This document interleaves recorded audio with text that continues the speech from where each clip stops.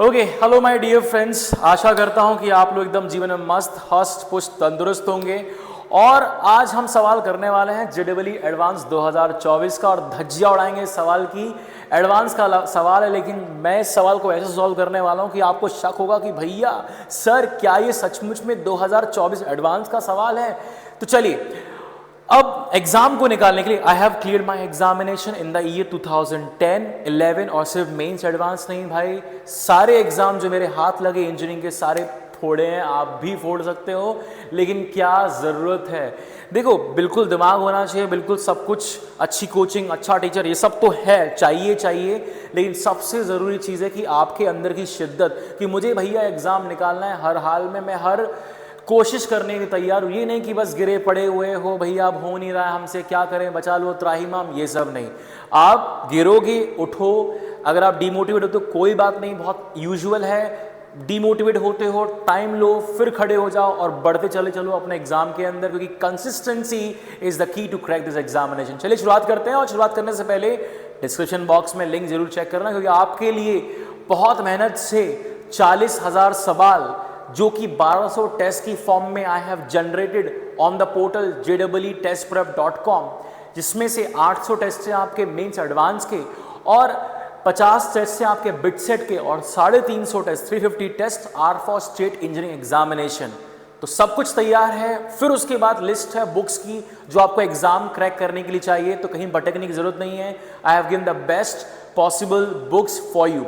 इसके बाद तीसरी लिंक आती है आपके टेलीग्राम ग्रुप की, वो आप ज्वाइन कर सकते हो if you want to connect to me. तो लेट्स स्टार्ट। सब कुछ है आपके पास, बट जो आपको चाहिए, जो कहीं नहीं मिलता मार्केट में, वो जोश है, जज्बा है एग्जाम को निकालने का, कभी नहीं हारने का। शुरुआत करते हैं। क्वेश्चन क्या है, मैं पहले आपसे पढ़ देता हूं क्वेश्चन को। A group of 9 student S1, S2, S3, S4, S5, S6 till S9 is to be divided among the, इन 9 लोगों को 3 टीम में डिवाइड करना। ध्यान रखना, टीम बनानी है, सिर्फ अरेंजमेंट नहीं करना, केवल सिलेक्शन की बात है। X, Y and Z 3 group team बनानी है, X team, Y team, Z team. X team के अंदर 2 लोग होंगे, Y टीम के अंदर 3 लोग होंगे, Z टीम के अंदर 4 लोग होंगे। दिया हुआ है पहले से ही, आगे लिखा हुआ है suppose S1 can not be selected for the team X। मान के चलो अगर हमने S1 सेलेक्ट कर लिया X टीम के अंदर तो वो फॉल्टी केस हो जाएगा। S2 can not be selected for the team Y, अगर S2 सेलेक्ट हो गया टीम Y में तो भी वो फॉल्टी केस बन जाएगा। और दोनों ही अगर आ गए, मान के चलो S1 भी सिलेक्ट हो गया X के लिए और S2 भी सिलेक्ट हो गया Y के लिए, तब तो बेड़ा गर्ग, बेकार, मतलब फॉल्टी केस हो जाने वाला है। देन पूछ रहा है number of ways to form such team, कितनी ऐसी टीम है जो इस कंडीशन को सेटिस्फाई करेगी। सबसे पहले मैं निकालने वाला हूं टोटल केसेस, उसके बाद निकालूंगा फॉल्टी केसेस, और सवाल खत्म 3 स्टेप में। X, Y, Z। तो जैसे मैंने आपको बोला, आपको लगेगा भाई ये मीन्स ये एडवांस का क्वेश्चन, मजा नहीं आया, ऐसा होने वाला है, लेकिन हाँ सोल्यूशन देख के मजा जरूर आएगा आपको।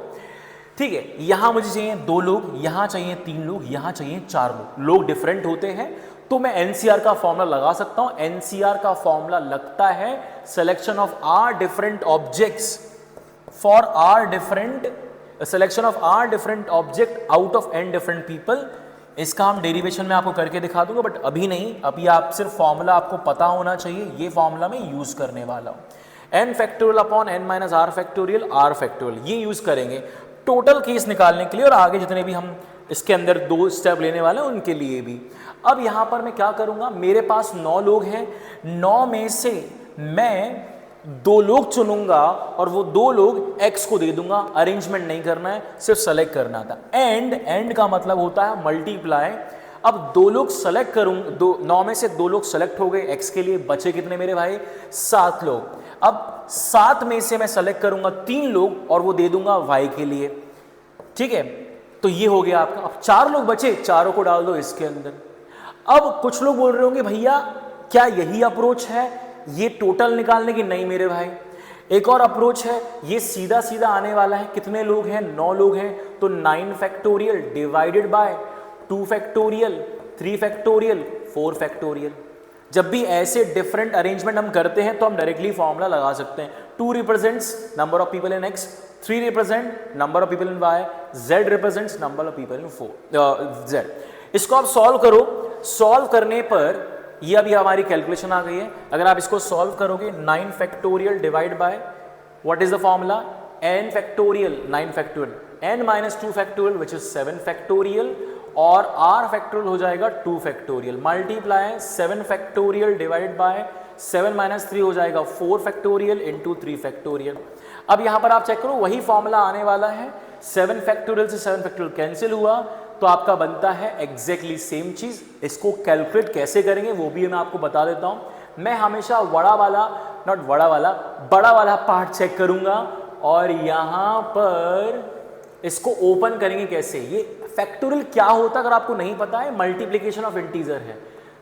तो 9 into 8 into 7 into 6 into 5 into, अब 4 इंटू 3 इंटू 2 इंटू 1 को मैं लिख दूंगा 4 फैक्टोरियल, और डिवाइड बाय मैंने किया इसको, या नीचे क्या है 2 factorial is 2 into 1, 3 factorial is 3 into 2 into 1 जो हो जाता है 6, और 4 फैक्टोरियल को एज इट इज लिखा। अब आपको समझ में आएगा कि मैंने ऐसा क्यों किया। अगर समझ में नहीं आया वीडियो को पॉज करो, जो मैंने बोला उसको ध्यान से फिर से चेक करना। ये इससे कैंसिल हो गया, 6 को 6 से कैंसिल किया और 2 को इससे कैंसिल किया, 4 आता है 9 इंटू 4 36 और directly we can do 9 into 7 63 and what we are having 9 into 7 63, 4 into 5 20, और ये बन जाता आपका 1260। ये हो गए टोटल पॉसिबल केसेस। लेकिन मेरे भाई इस टोटल पॉसिबल केस के अंदर मैंने फॉल्टी केस भी काउंट कर लिए हैं। क्यों मैं ऐसा बोल सकता हूँ? क्योंकि मैंने कोई कंडीशन नहीं लगाई, मैंने सिंपल सी बात बोली 2 इसको दो, 3 इसको दो, 4 इसको दो, खत्म खेल। अब यहां पर मैं लिख देता हूं टोटल केसेस मेरे आए 1260। लेकिन अब फॉल्टी केसेस की बात करते हैं, यानी कि मान के चलो x के अंदर S1 आ जाता है, ठीक है, x के अंदर S1 आ जाता है, बाकी कौन कहां जा रहा है मुझे उससे मतलब नहीं है, तो फॉल्टी केस नंबर 1। अब इसमें क्या है, एक तो सेलेक्ट हो चुका है ऑलरेडी, एक और सेलेक्ट करना है, ठीक है। तो अब मैं क्या करूंगा, मेरे पास कितने लोग बचे, 8 लोग बचे, 8 में से एक इंसान उठाकर इसको दे दिया, बचे कितने, 7 लोग। इसको 3 चाहिए, इसको 4 चाहिए, इसको 2 चाहिए थे, इसको 2 चाहिए थे, एक तो मिल ही चुका था पहले, हमने S1 दे दिया, इसको तू ले ले। तो अब 8 बचे S1 देने के बाद, तो 8 में से एक इंसान इसको दे दिया, इसकी रिक्वायरमेंट हो गई पूरी। बचे कितने, 7 लोग, 7 में से 3 लोग उठाए और उसको दे दिए, बचे 4 लोग। 4 में से 4 का सिलेक्शन एक ही तरीका है, आप चाहो तो इसको 4C4 लिख लो, पिछले सवाल में भी आप कर सकते थे, पिछले वाले स्टेप के अंदर भी। तो 8C1 हो गया 8 factorial upon 7 factorial into 1 factorial, multiply 7 factorial upon 3 factorial into 4 factorial, और ये बनता है 4 factorial upon 0 factorial into 4 factorial. जिन लोगों को नहीं पता 0 फैक्टोरियल का मतलब होता है 1, किसी और वीडियो के अंदर बता दूंगा कि क्यों 0 फैक्टोरियल को 1 बोलते हैं। मैथ्स के अंदर ज्यादातर हर बात का लॉजिक आपको मिल जाएगा। 7 से 7 कटा, 4 से 4 कटा, क्या बनता है आपका 8 फैक्टोरियल। अब यहां पर ये आया 8 factorial upon 3 factorial upon 4 factorial into 1 factorial. ये बात तो मैं आपको पहले ही बता चुका था कि अगर आपको डिफरेंट ऑब्जेक्ट्स का अरेंजमेंट करना, डिफरेंट ऑब्जेक्ट्स का डिस्ट्रीब्यूशन करना है तो डायरेक्ट फॉर्मूला है। कितने लोग, S1 तो दे चुके थे, तो बचे कितने, 8 लोग। तो 8 लोगों का डिस्ट्रीब्यूशन 8 फैक्टोरियल, जिसमें से एक इसको देना तो 1 फैक्टोरियल, 3 इसको देना 3 फैक्टोरियल, 4 इसको देना 4 फैक्टोरियल, खत्म। अब मैं डायरेक्टली अगले फॉल्टी केस में इसका फॉर्मूला लगाने वाला हूं, सीधा सीधा। इसको सॉल्व करो, कितना आएगा 8, इसको सॉल्व करते हैं अभी। तो ये हो जाएगा 8 into 7 into 6 into 5 into 4 into 3 into 2 into 1 is 4 factorial. मैंने आपको क्या बोला, सबसे बड़ा वाला फैक्टोरियल जो है डिनोमिनेटर में, उसको टारगेट करना है हमेशा।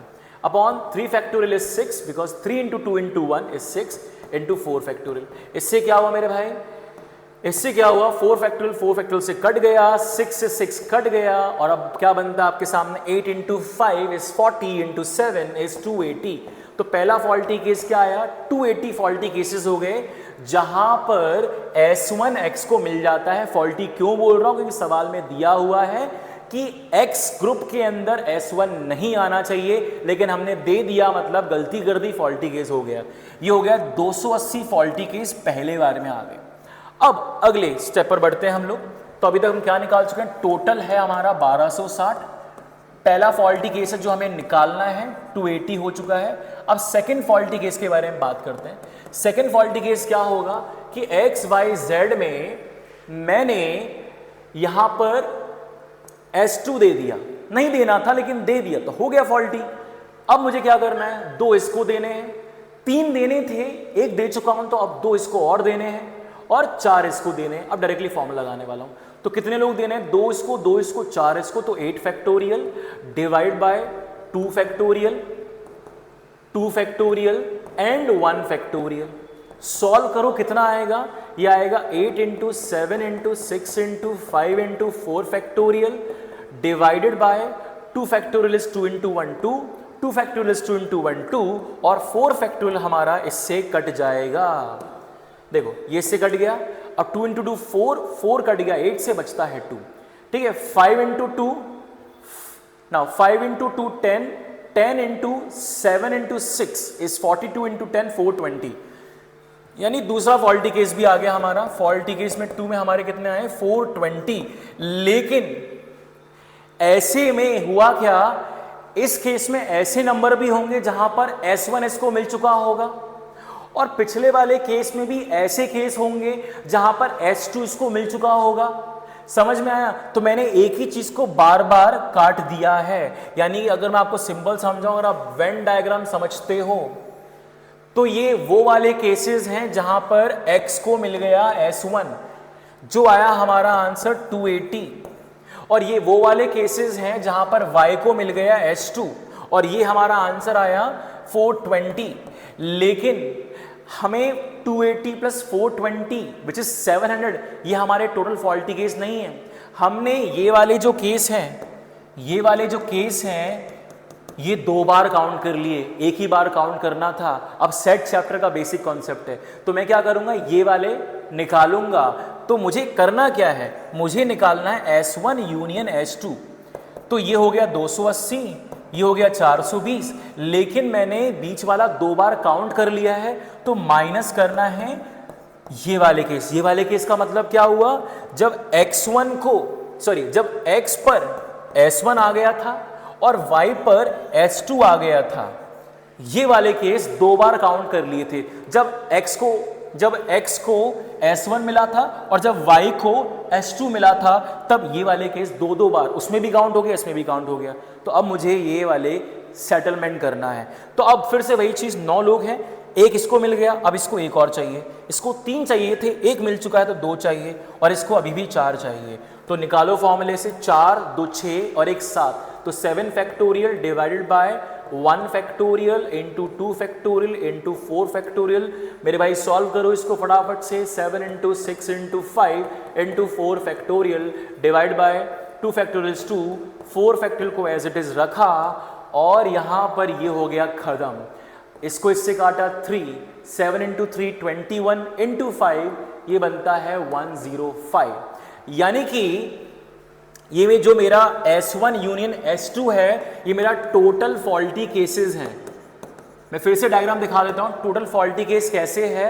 ये वो नंबर्स हैं, वो फॉल्टी केसेस है जहां पर x के अंदर S1 आ गया, ये वो फॉल्टी केसेस जहां y के अंदर S2 आ गया, और ये वाला पोर्शन 2 बार काउंट हो गया तो एक बार हटा रहे हैं। कौन सा पोर्शन है, जहां x को S1 और y को S2 मिल गया था, तो वाला काउंट किया। तो अब यहां पर फाइनली कितना आ जाएगा, ये 280 प्लस 420 माइनस 105, ये निकालो कितना आ जाएगा, ये आपका 700 माइनस 600 595।